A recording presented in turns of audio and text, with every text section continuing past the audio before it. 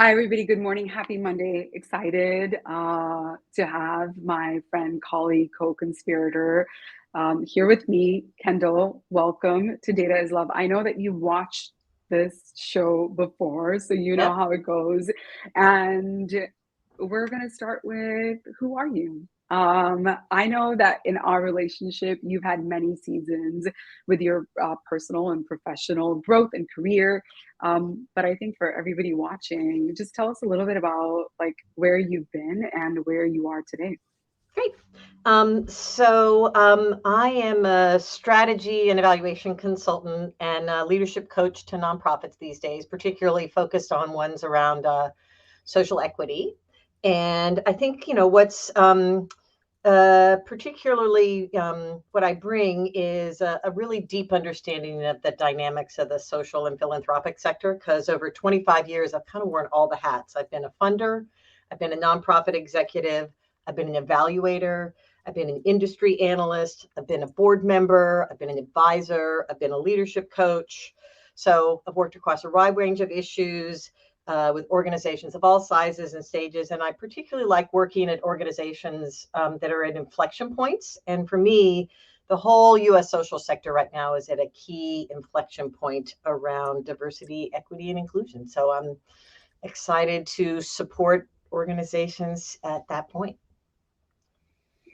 I love that working with organizations that are in an inflection point. So I was at an inflection point in my career when I met you almost 5 years ago, Wow. and you were like the chief evaluator guru at like a really important organization, and you left that Yeah. to now find this new path as a coach and a consultant.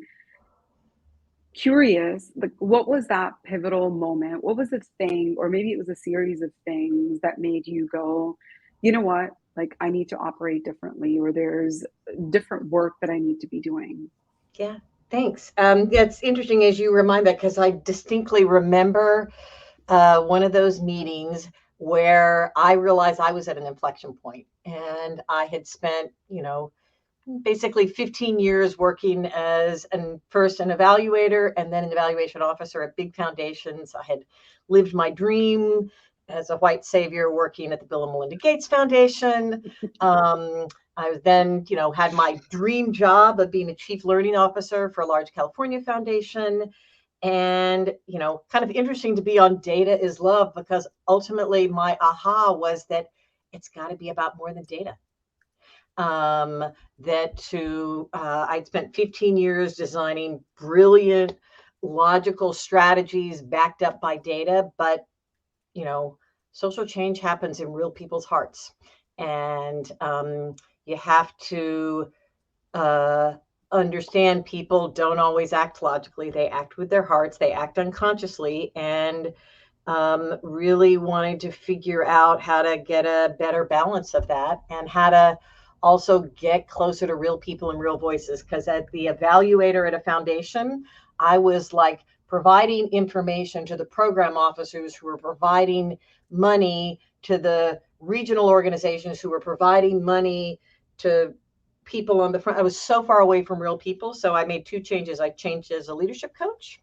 I tried to work much more directly with nonprofits closer to the ground. And actually, also right at starting out then, I'd always been interested in equity and racial anti-racism work and really dug a lot more deeply into that in a lot of intentional ways, first privately on my own and then publicly and with a lot of conversations with you, as you well know.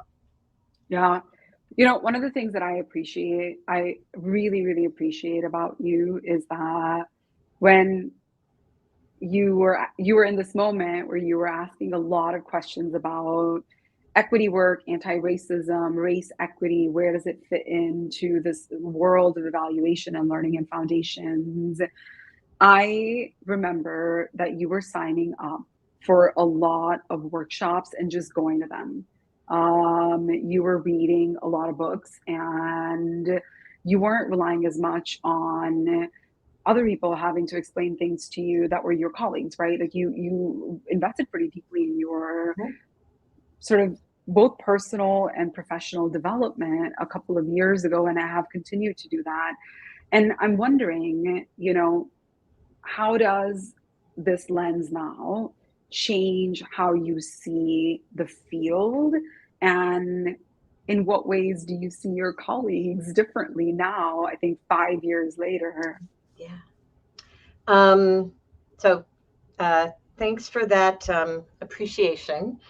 It does help that, like, learning is at the core of who I am. So, like, give me a chance to learn. I love it. And I think one of the other things that's important for people here to understand to me is my work in this really goes back to my um, childhood growing up in the South in North Carolina. And you and I have talked about this. And my kind of first identity around this was as we moved to North Carolina, and my parents made the decision to send me to the recently integrated public schools at a time where that was very controversial.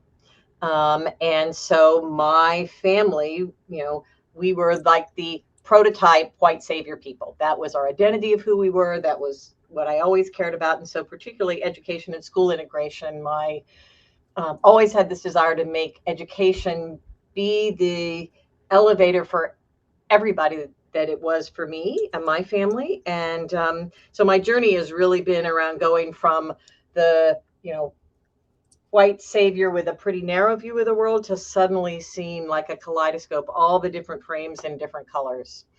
And when you widen your lens and go into nuance and move from trying to be a good person to being a goodish person, getting better, in some ways your world just expands, because everything you learn and every piece of feedback you get is a gift to getting better. So and I think one of the things I really these days now try to offer people is that journey had to start with myself. And I remember I put up my first website as a coach, and I wanted to explain about my journey. And I wrote all about it, and I gave it to my 24-year-old daughter, who's always a good check. Yeah. She's a social justice advocate. And she said, "Okay, great, Mom. You've convinced yourself you're a good person, but actually nobody cares about that. Like, put that away and now tell people what you're going to do." Yeah. Um, I remember that website. so again, I think one of the things I most do right now is try to share my own journey with people Yeah. and show what it looks like and help people feel brave that you can do it too. How people feel brave. Okay, so let's talk about moral licensing. I know this is something that you've been mulching on recently, and you wrote a pretty great article that explains it. Will you explain it to the rest of us? What exactly is moral licensing? Yeah. It's like the academic definition is it's a cognitive bias in individuals where you can behave immorally without threatening your image of being a moral person. Like, in other words, a person can use their good actions in the past or in one arena to give them license for bad behavior in another arena. And the easy way to think about this is things like, we all do this, like, oh, I can eat ice cream for dinner because I went running. Or, I can leave the dishes for my roommate because, I already cleaned up the kitchen. But, really, especially in the last year, I have been seeing a lot of moral licensing among my social justice fellow advocates. And in fact, what struck me, and you and I talked about this, that it almost seems like having a role of advancing justice and equity makes you even more resistant to acknowledging unconscious bias, and racism, sexism, classism, and interestingly, I haven't told you this yet. I shared this idea with a couple of friends, and they said the religious world is also very prone to this. It's called a spiritual bypass. Yes, the spiritual bypassing. Uh-huh. And I have just, been stunned to witness so many of my champions of the oppressed in public settings, in private settings, hoard their privilege, skip their DEI trainings because they're busy, unintentionally undermine their BIPOC colleagues or their women colleagues in meetings, and again, had to start with myself. This happened when I had a horrible issue of this happen this summer, And my good friend Alice Shobe gave me this essay that described moral licensing, originally in the British Academy of Art. And it was one of those ahas, because when you have a frame to see something, then you suddenly you start seeing it everywhere. And in my experience, moral licensing usually gets triggered in social justice or spiritual people when we receive feedback about our actions. So that's why I talked about the dance of moral licensing and feedback fragility, because when your whole identity is so centered around being a good person, hearing that you've unintentionally been less than you think is really threatening. And to be clear, most of the time, moral licensing is unintentional. So when somebody calls it out for you, the first thing that happens is even gentle feedback triggers people to lash out, deny their wrongdoing, cite their past accomplishments, and often attack the messenger. And so we talk about starting with ourselves, and I can remember, I'll be very vulnerable here, a time where you specifically gave me feedback, where I thought I was using my white privilege in service of good. You gave me some feedback, and my first reaction was to kind of catalog all the good things I'd done. And then recognize that, again, as my daughter said, what you did in the past, is in the past. So I really want to talk together about how we both recognize moral licensing and feedback fragility coming together, and then use it. Once you have awareness, you can start to change things. Yeah. It's amazing, right? Like having language for something helps you see it, which maybe 5 years ago, like we wouldn't have seen it. There would be discomfort, people would have been upset, and why something happened, we wouldn't have had language for it. And I think that the last couple of years, one of the biggest gifts has been that all of us have more language now to have these conversations, And I think that moral licensing isn't just happening in the workplaces, right? It's also happening in our personal relationships. It's also happening in our families and with our friends. And yeah, there's a real cataloging of what have I done in the past. And I have a friend that calls it playing Jenga, and playing Jenga, and feedback fragility is like you're playing Jenga, you get some feedback and you're like, okay, but 3 months ago this happened, and it triggers the other person who's trying to give feedback, and then you're like, now, like 9 months ago this, and you keep pulling these pegs. And what happens then is your tower falls. So we don't want to play a game of Jenga. As you're like making sense of the theory of moral licensing, and you're starting to see how it plays out in the day-to-day, you're also watching it happen. You're watching people do it in real time, right? I'm wondering if you have advice for us, and I'm going to ask you to maybe offer us suggestions in, like, what is your advice in a white on white dynamic?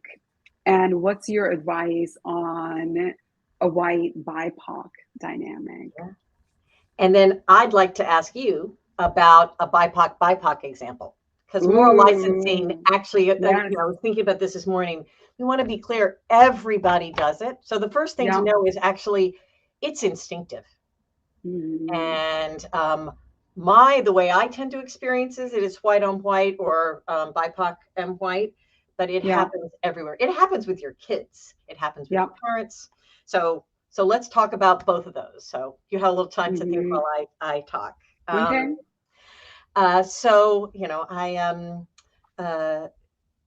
Four things to kind of think about. The first one, which I've already talked about, is to call on all my, I want to say colleagues with privileged identities, which can be white, it can be male, it can be straight, it can be abled, it can be a lot of different things. In some instances, it can actually be, younger rather than older, to trade in your identity as a good person for one of a goodish person.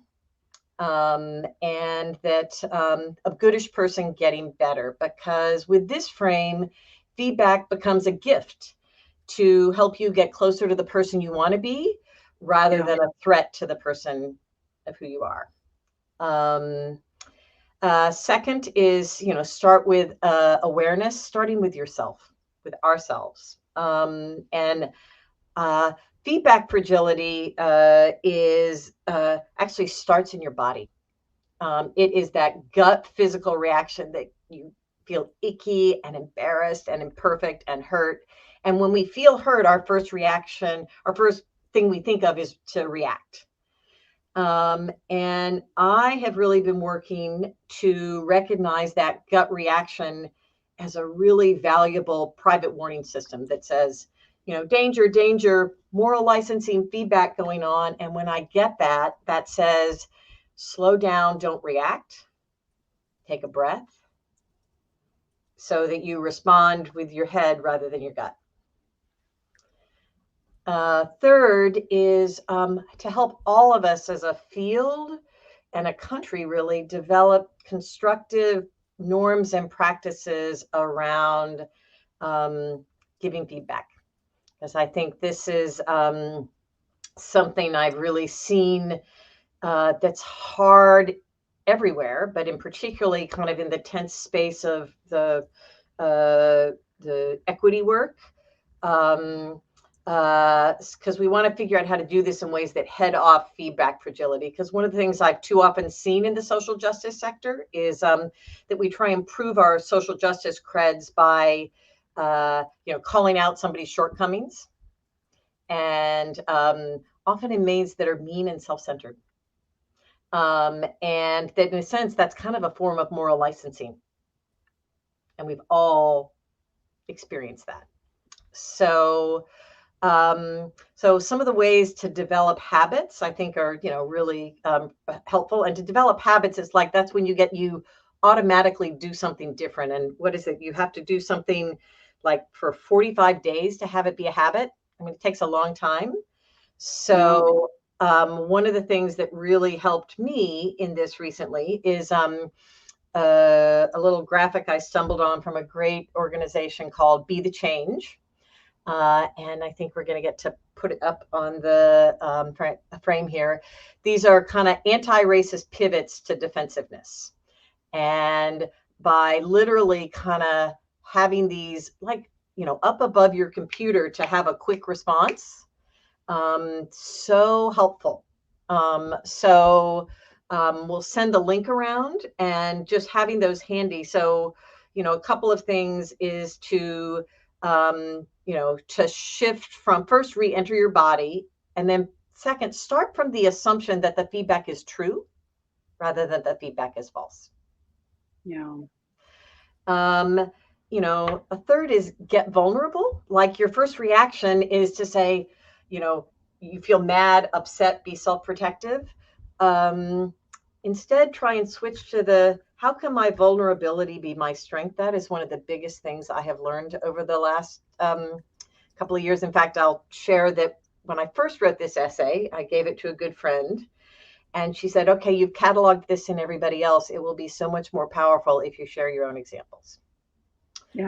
And as I have gotten feedback about my essay, that is what everybody cites. So vulnerability is strength, not weakness. And when you get a piece of feedback, to switch from you're mad to you're grateful, to saying, how can you say that, to thank you so much for sharing? Because the person that gave you that feedback actually had to be really brave to do that, particularly if they are a person with a less privileged identity. So value how much they cared about you and the world to risk giving that to you. And say thank you, because they cared. Yeah, and I think that's the dynamic, that this is the white BIPOC dynamic that is really lost on most white folks, especially if, they haven't engaged in their own personal growth, is how dare, like, and it's really implicit. I think for most people, it isn't like a how dare you, but everything inside their hearts and their mind is like, how dare you give me that feedback. And so both, I think, the assume that the feedback is true Yeah. is important. Um, and sometimes assume that the feedback is true in relationships where the person of color is experiencing a colleague very differently than you are. And also recognize, yeah, this person is like maybe putting their job on the line to share this feedback with you.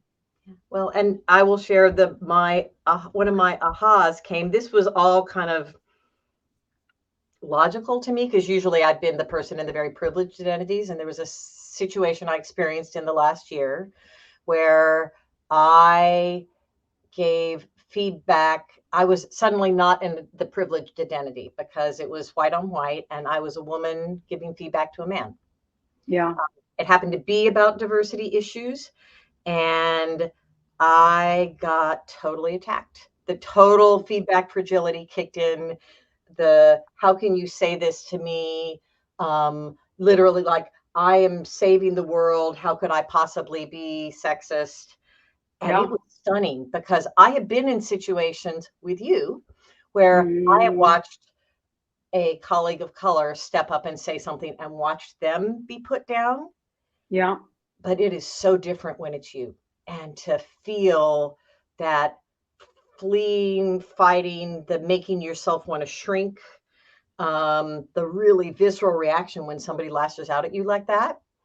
Um, and that, so that experience gave me incredible empathy for how people in privileged identities can so quickly lash out and then forget about it. And the person that Yeah. gave the feedback and got hurt thinks about it for a long, long time, and makes them, and the cognitive energy that gets drained on them from having been provided feedback and been lashed out at.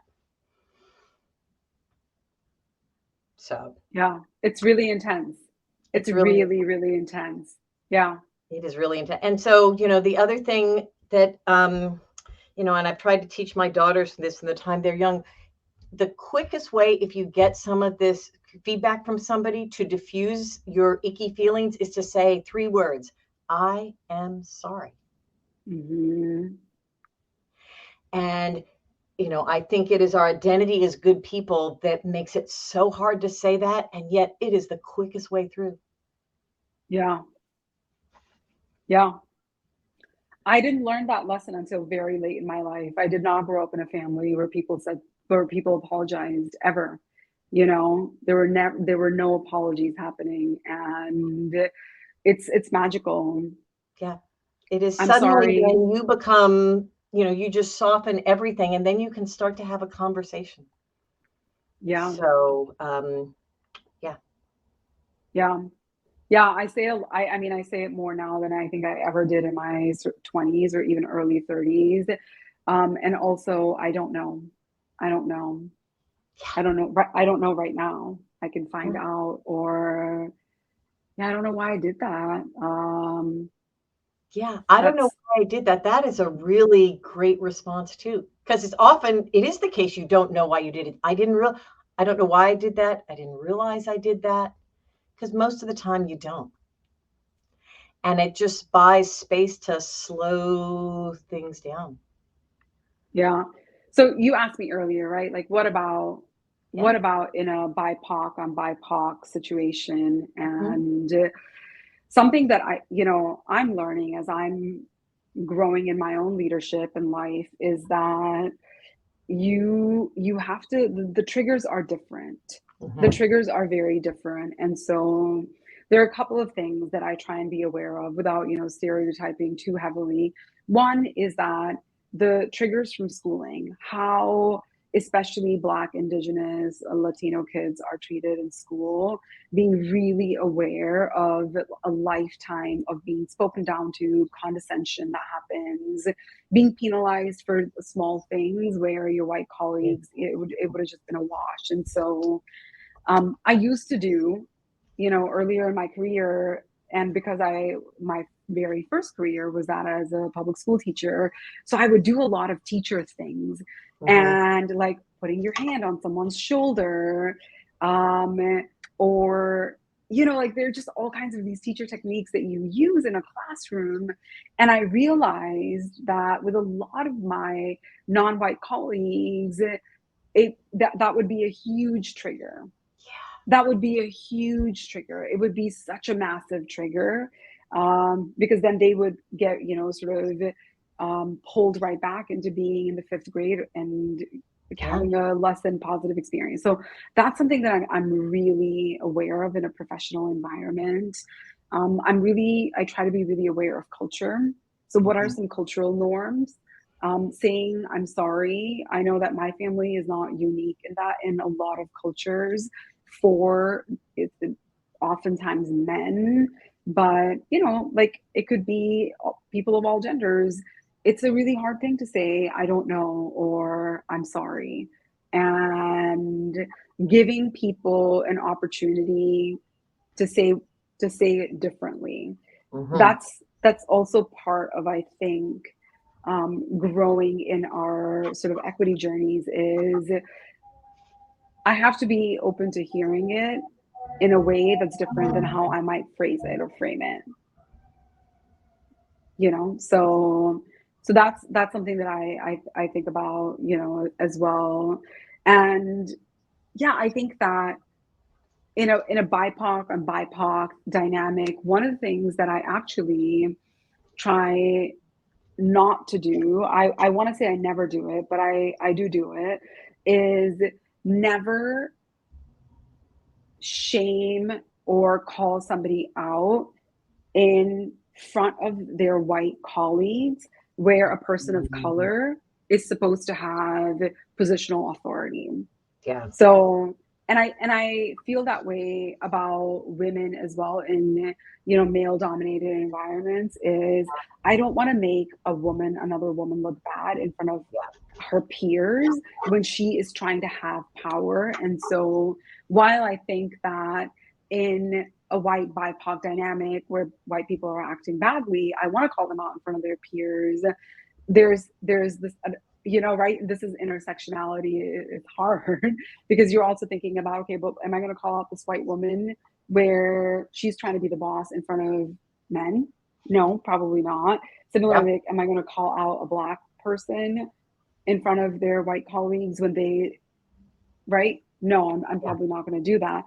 But then there are situations where I do want to call somebody out publicly, or at least, right, in front of their peers, so we can experience learning. And I think this is the nuance piece. Is It's hard. It takes time to learn it.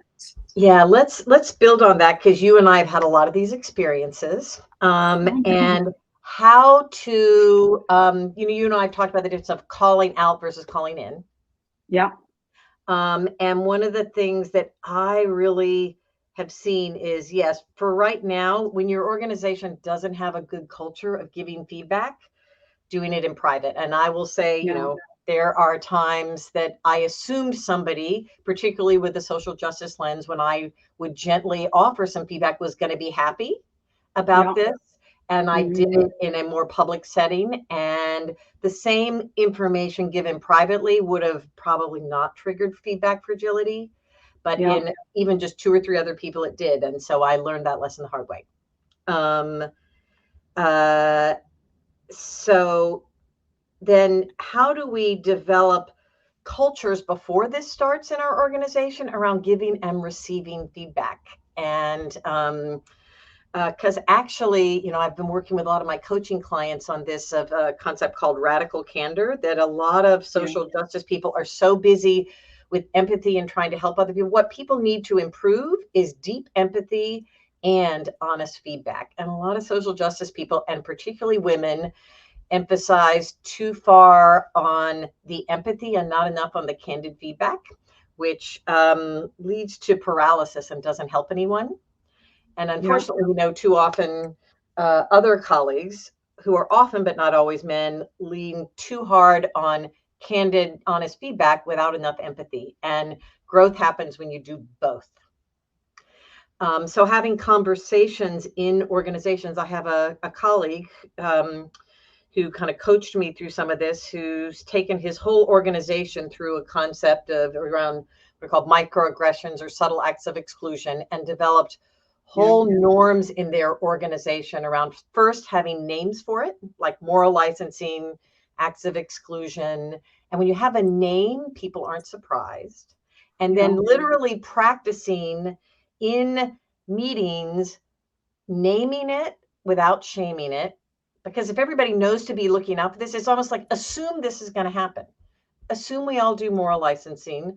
Assume we all unintentionally use words that exclude people. And then if we start with that, develop a culture of, oh, we're just, going to name it so we can quickly work through it and repair and move on. So building a culture around that is something we really don't do in organizations because, I think you and I've talked, it's, some of the characteristics of white dominant culture is being right, being precise, not giving direct feedback, not slowing down. And so that to me, that would help us not just in racial equity work and gender equity work, but in all our work to slow down and get really good at giving and receiving feedback.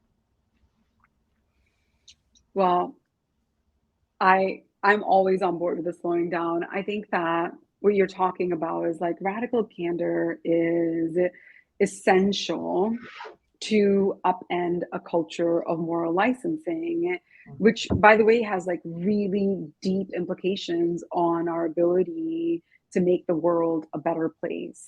And we spend tons of money, billions of dollars a year, philanthropy, pushing out the door, giving it to nonprofits the world over, and we're still not solving a lot of our messiest problems, right? But we're also not solving some of our more simple problems like feeding people adequately. And so what in your mind, what's the implication for the social impact sector if we can get this right? Yeah. Fortunately, you gave me this in advance. I did. I just, the first is for everybody's own, your own individuality is your credibility. I mean, we talked about some among social justice advocates. I see this a lot in funders and philanthropists that they're all the money they're giving away externally allows them to think we don't have to deal with this internally. And what I have witnessed by working, as a DEI trainer is suddenly then, you're on the side of supporting the people of color in the room rather than the white people in the room. And you see the lens of what happens when a white leader says something like, well, we're so much increased our money that we're giving away to race and equity gender. So, it's going to be faster to get the money out if I just hire the colleague I know rather than take all that time for a diverse hire. Or, I don't have time to go to the racial equity training because, I kind of know this and I gotta, go to the strategy review. So, so first, for people to know, see moral licensing in yourself is going to help your own credibility. And that's how it has to start. Because all you and I have talked, it's so easy in, equity work to start with out there. Yeah. And you have to start in here with your own language and your own self, and then your own organization and developing language to talk about things. Yeah. And then you can start worrying about, those larger concentric circles. So first reason to do this is your own credibility. and the trust with your colleagues. Yeah. Because when we do a lot of moral licensing, unaware, it reduces trust. And we need particularly trust in diverse groups and teams. And there's the old saying of change moves at the speed of trust, and that's more and more true, I've learned. And then third, we're going to be stronger in making the change we want if we are spending our energy making the change rather than fighting with each other and calling each other down, or defending ourselves and our own identities. So there's a lot of talk about the cognitive energy it takes to do some of this. And, one of the issues I've kind of learned about racism is the cognitive energy it takes Black people and white people to keep defending that system, for white people to defend that system. Yeah. And for Black people to have to live in that system. And just imagine all of the creativity and energy we could have towards things that really matter if we didn't have so much of that cognitive junk going on in our background. That's my optimism for you that we talk about. I like it. It's like, give people their time back to do their best thinking, right? Like, let's not weigh ourselves down. We can really free up so much energy to truly get better at doing better. Kendall, thank you so much. I love this thread, and I think the timing of it couldn't be more perfect. So, it is the day before the midterm elections here in the US, and it's just something, moral licensing. I feel like for anybody that's watching today that lives in a state where it isn't easy to just vote with a mail-in ballot, like, I hope that you're not going to make excuses and actually go stand in the line through less than great weather in many places, because it is the winter, and do the right thing, which is to vote, because we need it. We need you to go out there. Great. Well, thank you everybody for listening, and please, come check out my essay on LinkedIn. Yes. And engage and share, because I've had so many great conversations with colleagues I knew and connected with people I have never talked to who are seeing this. And I've actually had a lot of responses from people in Canada that it's everywhere, and which also means there's a lot of help in solving it. Yeah.